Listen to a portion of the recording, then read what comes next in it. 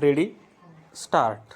महोदय, आपण जेव्हा मोठ्या उद्योगधंद्यासंबंधी बोलतो तेव्हा आपले छोट्या उद्योगधंद्याकडे दुर्लक्ष होते असे मला वाटते.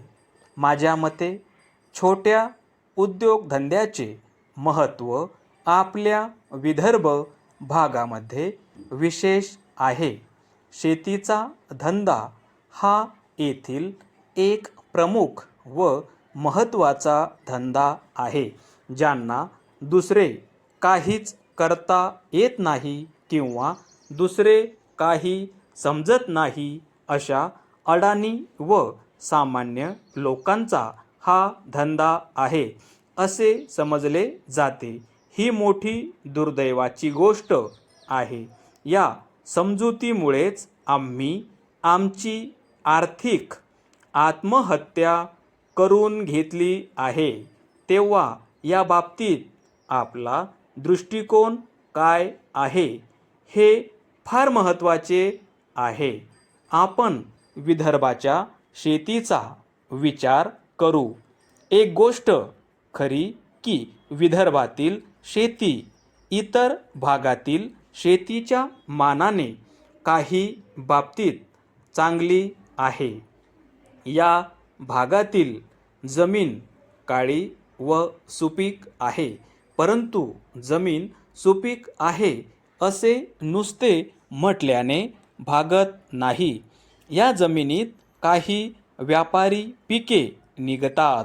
मी विदर्भातील शेतकऱ्यांशी जेव्हा बोलतो तेव्हा त्यांच्या बोलण्यावरून असे दिसून आले की 3 वर्षापैकी 1 वर्ष चांगले, दुसरे वर्ष सामान्य, तिसरे वर्ष अतिशय वाईट आणि चौथे वर्ष कसे येईल हे सांगता येणे कठीण असते.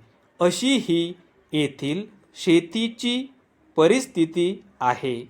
विदर्भातील शेतकरी ज्या व्यापारी पिकाचे म्हणजे कपाशीचे उत्पादन करतो त्यामध्ये सट्टेबाजी फार आहे.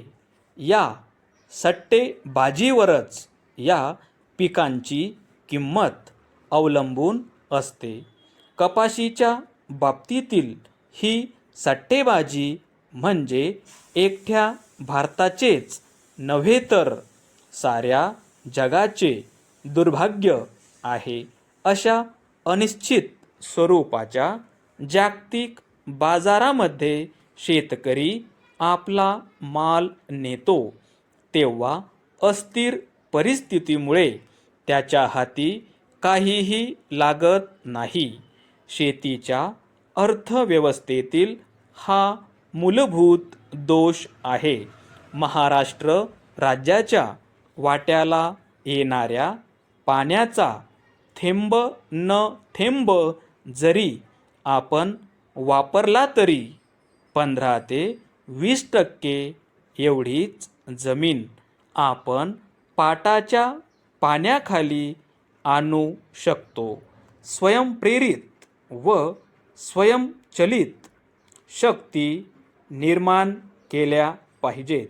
स्टॉप.